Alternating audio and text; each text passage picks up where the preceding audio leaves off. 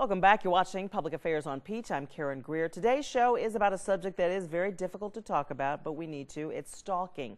My guest this segment is Charlotte Starfire. Unlike our first guest, Charlotte actually knew her stalker. Thanks for joining us and sharing your story. Thank you. How did this all come about? You were divorced at the time? Well, no, okay, it really, I'm a survivor of very severe domestic violence, and the man that I was married to was the perpetrator of that domestic violence. So there were incidents of intimidation through hypervigilance over where I was. And even when we were married, the worst example was one day he hid in a closet for hours and watched every single thing I did all day, and then let me know that he always knew where I was and always knew what I was doing, and I better watch myself. And he repeated what had happened that whole day, and of course I didn't even know he was home. He supposedly was at work. So it was that kind of intimidation that started, you know, earlier on, and then after I got a protective order, had him put in jail for domestic violence, and divorced him in jail. Once he got out of jail, then he also continued to stalk me, broke into my house, made sure I knew that he was watching me. So I was considered a very high-risk victim in the jurisdiction where I was living, which was Tampa, Florida. I was told by the domestic violence unit at that time that I was ranked the highest risk. Wow, the top of their list. Yeah. Now, you said he was in the military, so he perhaps used what he learned in the military to actually stalk you, think? Yeah, I mean, he told me that he was in Special Forces in the Vietnam War.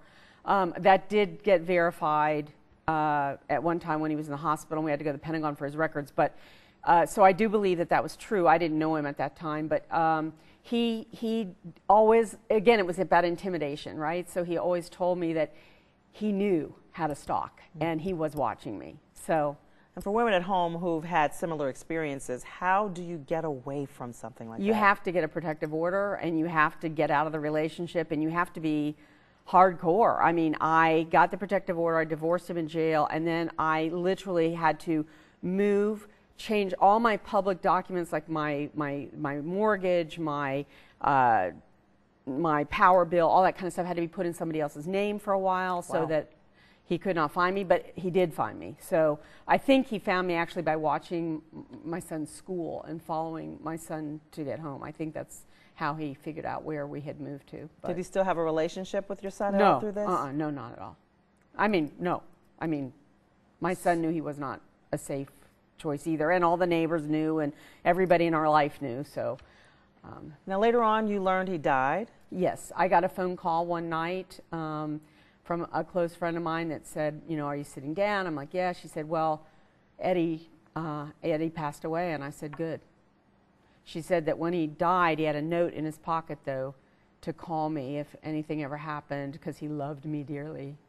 But I was divorced, and I was glad he was gone.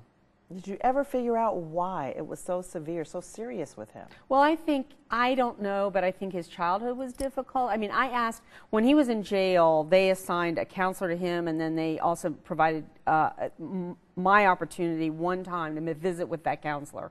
And my question to her was, did he actually know what he was doing, or was he so wounded as a child that some of this was like kind of subconscious behavior? And she said, well, there's two schools of thought.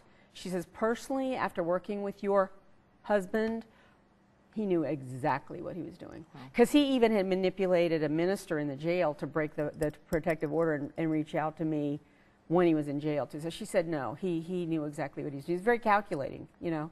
30 seconds left in this segment. What's your advice to folks out there who may have similar situations? Just take it seriously and get help and draw the lines. I mean, the one thing is, once I got the protective order, man, I called if I even saw him in the parking lot of the grocery store or whatever. I mean, no. The answer is no. It's done.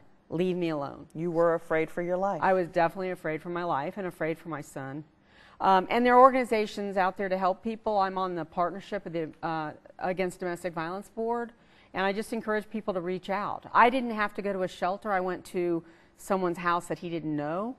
But you know, there are places, safe houses available for folks, and you know, so they need to take it seriously.